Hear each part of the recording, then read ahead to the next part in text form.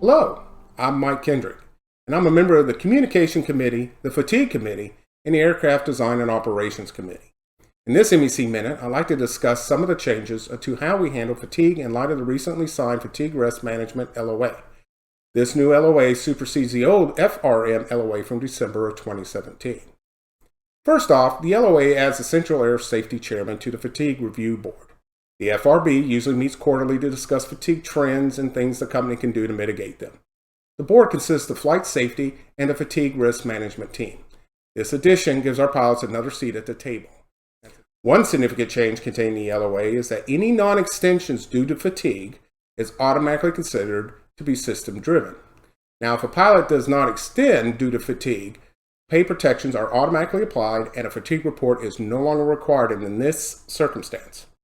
In other words, CBA Section 25.W.3's reporting requirement no longer applies in a non-concurrence situation.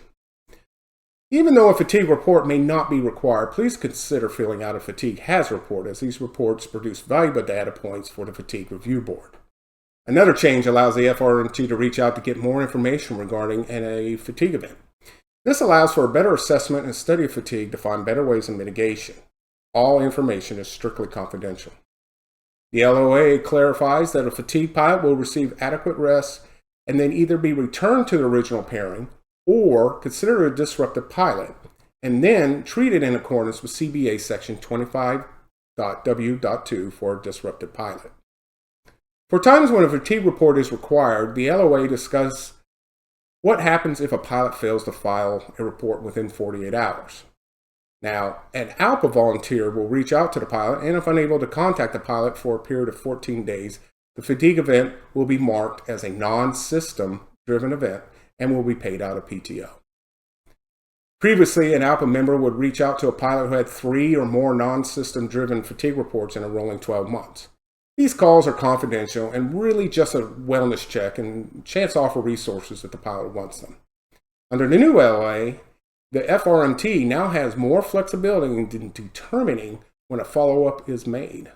And finally, the LOA allows the FRMT to generate proactive fatigue surveys for the pilots. Again, this will be handled under the strictest of confidentiality and can serve as a useful tool in mitigating fatigue events. That about wraps it up. But if you have any further questions, please reach out to our fatigue committee by filling out a PDR or emailing at the address on your screen. Thank you for tuning in, and thank you for staying engaged.